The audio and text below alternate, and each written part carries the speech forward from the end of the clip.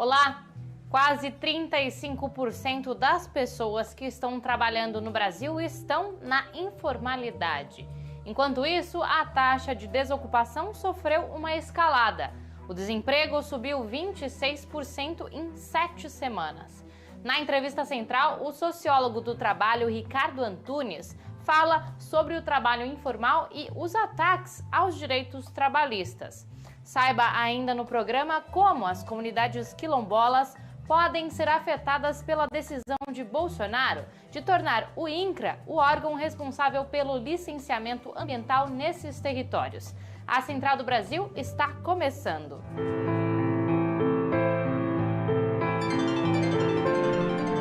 Central do Brasil. O governo Bolsonaro passou para o INCRA a competência do licenciamento ambiental nas comunidades quilombolas. A decisão poderá acarretar na liberação da construção de grandes empreendimentos nestes territórios sem estudos sobre os impactos sociais e ambientais. Vamos saber mais na reportagem de Flávia Quirino.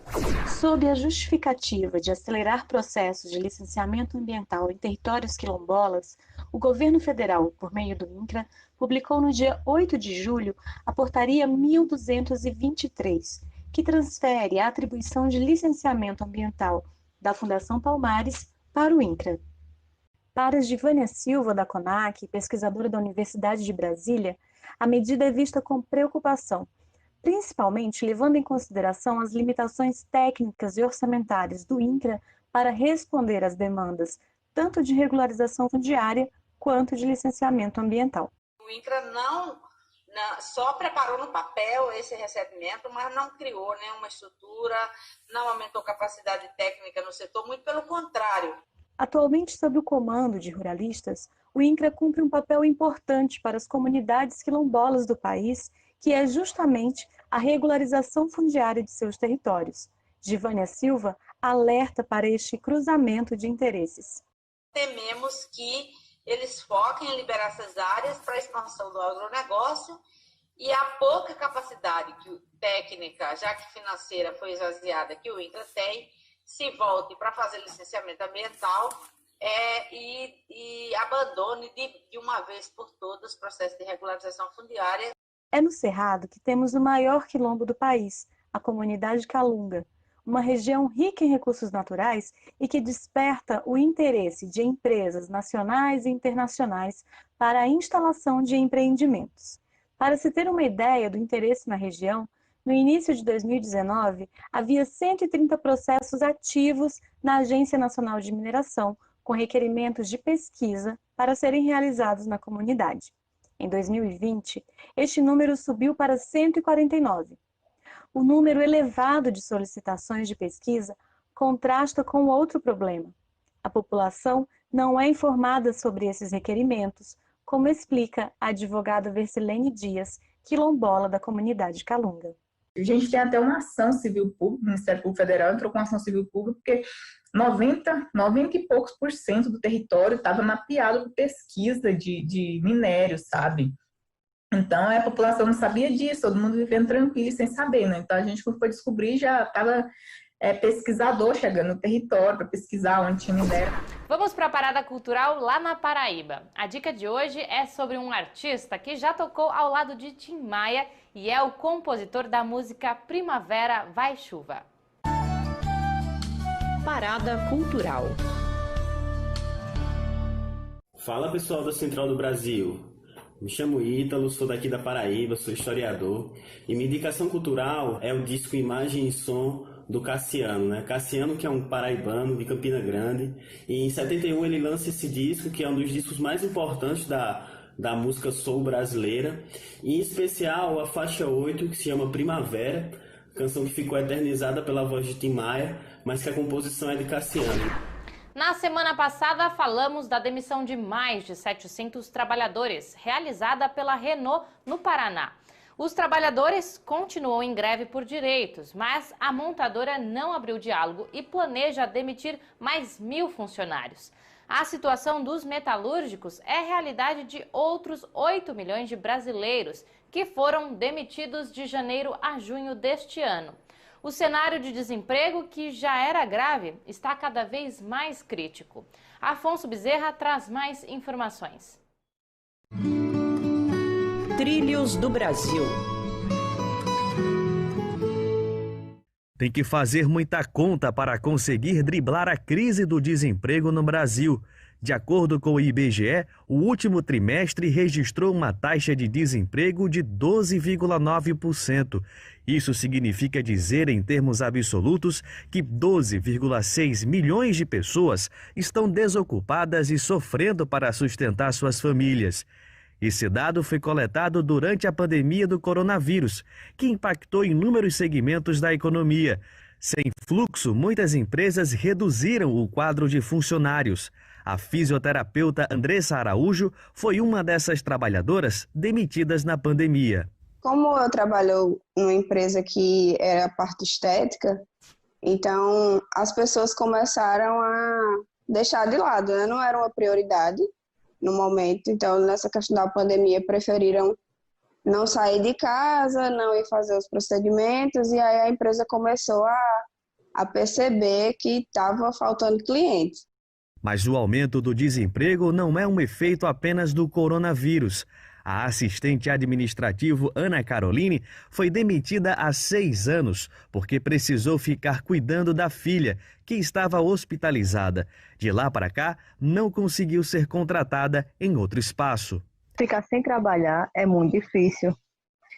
Além que eu já estou desempregada do trabalho formal há mais ou menos 6 anos, porque minha menina nasceu com problemas respiratórios, então tive que passar um bom tempo lá no hospital. Quem está sem emprego ou na informalidade tenta manter uma renda mínima no mês, contando com uma política pública do Estado. Mas durante o governo Bolsonaro tem esbarrado na negligência e na total insensibilidade de um governo que não promoveu um auxílio emergencial com celeridade e grande alcance. Quem está buscando alternativa para o desemprego em atividades informais enfrenta a precarização. A informalidade já representa cerca de 35% de toda a força de trabalho brasileira. Jonatas Campos conversou sobre o assunto com Ricardo Antunes, que é sociólogo do trabalho. Vamos para a entrevista central. Entrevista central. Olá! A nossa entrevista central de hoje é com o professor Ricardo Antunes. Ele é professor titular de Sociologia do Trabalho da Unicamp. Professor, obrigado pela sua participação. Professor, a primeira pergunta é sobre a relação do desemprego, da atual índice de desemprego no Brasil e da informalidade, inclusive nessa pandemia que estamos vivendo. A relação é profunda e ela mostra a tragédia do mundo do trabalho no Brasil. O que significa isso? O Brasil tinha, em fevereiro de 2020, portanto, antes da pandemia, 40% da classe trabalhadora na informalidade, 40%, cerca de 40 milhões. Tinha, tá certo? Alguma coisa como 12 milhões no desemprego aberto, estou arredondando para facilitar, e mais quase 5 milhões do desemprego por desalento, ou seja, 17, 18 milhões do desemprego de fato, porque o desemprego por desalento é uma forma de desemprego.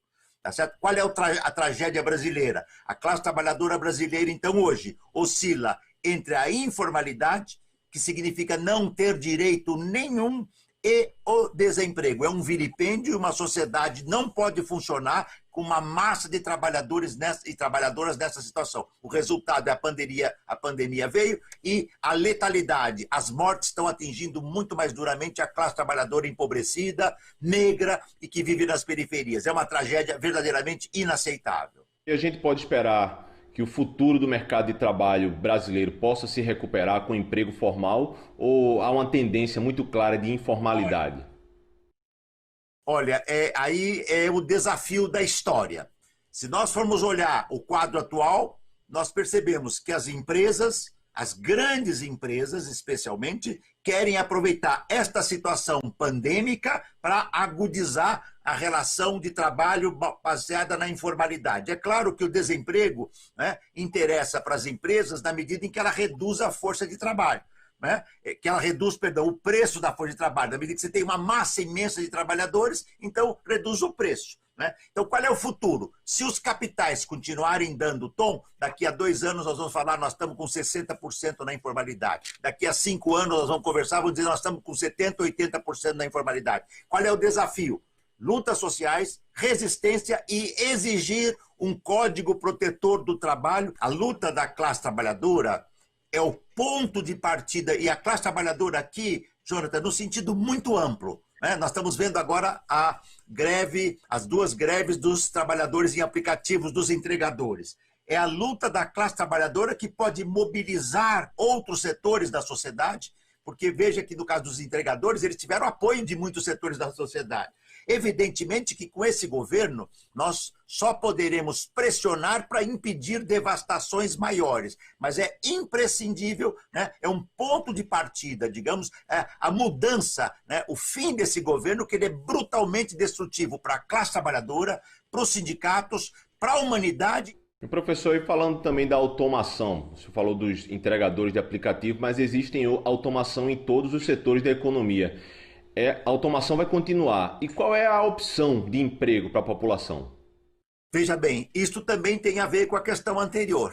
Se nós deixarmos as corporações darem o tom, elas já falam na indústria 4.0. O que é a indústria 4.0? É uma fábrica praticamente com um número restrito de trabalhadores e trabalhadoras, porque internet das coisas, inteligência artificial, impressão 3D, internet 5G, Big Data, tudo faria a produção. É claro que há setores que o trabalho manual é imprescindível, mas não existe riqueza sem trabalho humano. A pandemia mostrou, para quem tinha dúvida, que quando o trabalho para, o capital não se reproduz. Portanto, o desafio é que nós só podemos aceitar um nível de tecnologia, um nível de avanço, desde que isso não signifique desemprego e mais precarização da classe trabalhadora. E uma última pergunta, professor. O senhor poderia apontar setores da sociedade onde poderia haver oferta de emprego seguro e digno para a classe trabalhadora? Se nós redesenharmos o modo de vida, o que a pandemia nos ensinou? O setor público é decisivo, justamente aquele setor que vem sendo destruído pelo neoliberalismo desde o fim dos anos 70 e, no caso brasileiro, desde o início dos anos 90. O desemprego e o desalento são marcas deste período em que vivemos, em que a forma de conduzir a economia despreza a vida em nome da manutenção das taxas de lucro. A crise sanitária tornou essa realidade ainda mais crítica. Macota Celinha, coordenadora do Centro Nacional de Africanidade e Resistência de Minas Gerais, traz reflexões para construirmos uma próxima estação após a pandemia que valorize a vida humana e a natureza. Próxima estação.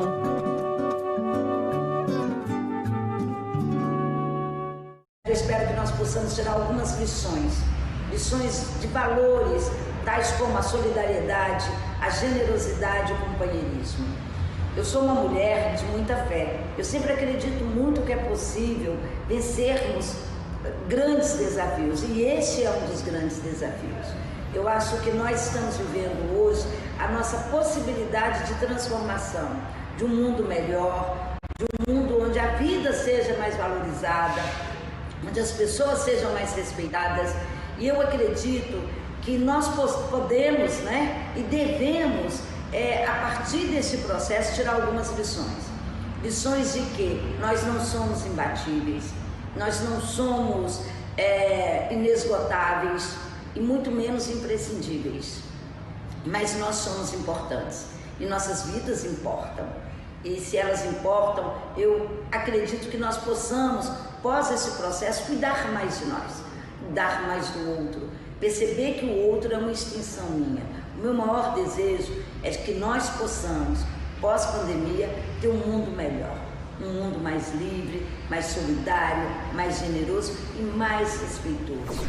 E com essas palavras de alento e esperança, mandamos boas vibrações ao querido Dom Pedro Casaldáliga, que está resistindo a problemas respiratórios e ao mal de Parkinson.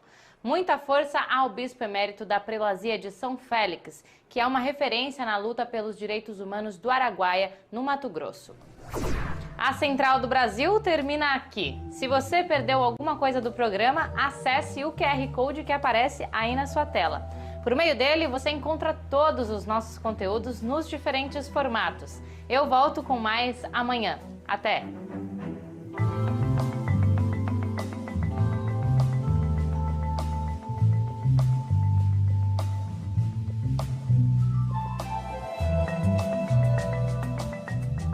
Central do Brasil, a rede de comunicação dos movimentos populares.